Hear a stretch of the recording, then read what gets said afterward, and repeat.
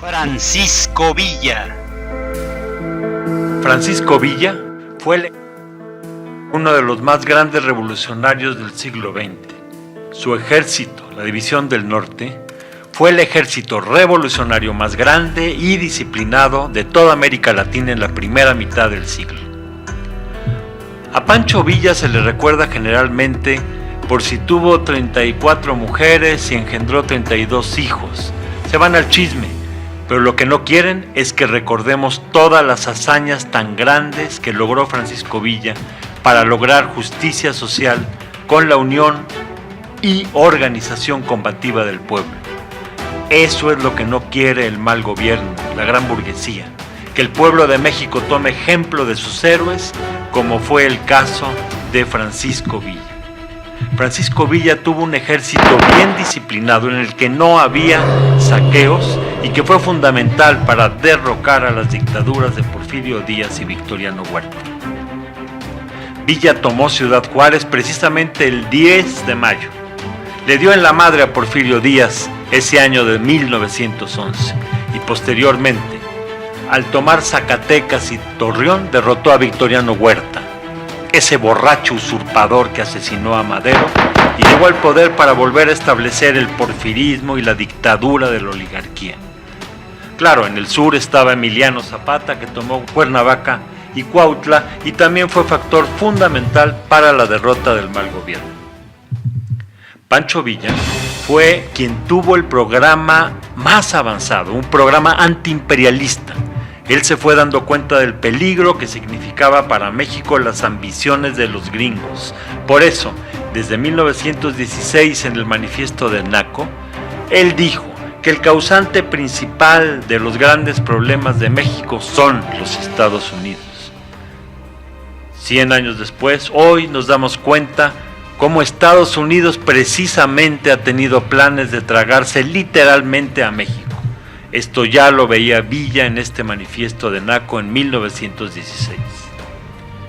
Villa propone cerrar las fronteras para desarrollar la manufactura mexicana y eliminar la inversión gringa, nacionalizar los ferrocarriles, nacionalizar las minas y desconocer la deuda pública, que son medidas muy importantes que hoy por hoy habríamos de aplicar para sacar a México adelante. Sabemos que desde el Tratado de Libre Comercio, en el que Carlos Salinas de Gortari abrió puertas y ventanas a los extranjeros, estos se han apoderado de la economía mexicana. Pancho Villa fue quien tuvo un programa tan avanzado que se preocupó muchísimo por la educación. Lo primero que hacía al llegar a cualquier pueblo era apoyar al maestro, abrir escuelas, siendo que él mismo fue un analfabeta. A Villa se le presenta como un salvaje, como un bandido, pero en realidad fue un valiente que defendió el honor de su familia, ya que el hijo del hacendado López Negrete quería violar a su hermana Manuela. En aquella época era costumbre que el hacendado era dueño de las mujeres, de las hijas, y tomaba la que se le antojaba. Había lo que se llamó el derecho de pernada, o sea que el hacendado, el amo, podía ser el primero en tener relaciones sexuales con las mujeres vírgenes. Entonces, el hijo del hacendado, Agustín López Negrete, trató de meterse con la hermana de Doroteo Arango, que así se llamaba Pancho Villa originalmente. Y él se enfrentó al sistema de vida de aquella época, balaceó al hijo del hacendado y fue por esa razón que tuvo que huir y andar a salto de mata. No porque fuera un bandido o un maleante, sino por defender el honor de su familia y oponerse a una costumbre que había en aquella época de Porfirio Díaz y que era generalizada. Ya cuando anduvo de bandolero, su práctica fue de ayudar a la gente. Por eso lo quiso tanto el pueblo. Él se podía mover por Chihuahua, Durango, por el norte del país muy libremente porque la gente lo quería. Y esto es así porque después de los asaltos él repartía entre la gente más pobre las riquezas que había expropiado. Y después de tomar una ciudad, ya en la época revolucionaria, lo primero que hacía era bajar el precio de la carne, de la harina, de la leche, para que la población pudiera alimentarse. Por eso lo quería tanto la gente. Además, una vez que tomaba el poder, en este caso en Chihuahua, él fue muy decidido en expropiar todas las tierras mal habidas. Por ejemplo, en Chihuahua un señor, Luis Terrazas, era dueño de más de 2 millones de hectáreas y tenía ganado por más de 500,000 de cabezas. Esa gente se había apropiado del estado de Chihuahua.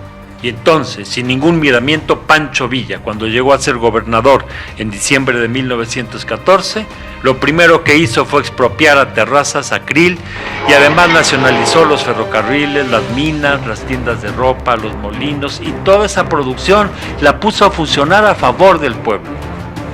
Estas son grandes lecciones para nosotros porque hoy tenemos otra vez un grupito que se ha apoderado de nuestro país y que son los que se llevan todas las riquezas a favor de las corporaciones extranjeras y a costa del hambre de la población.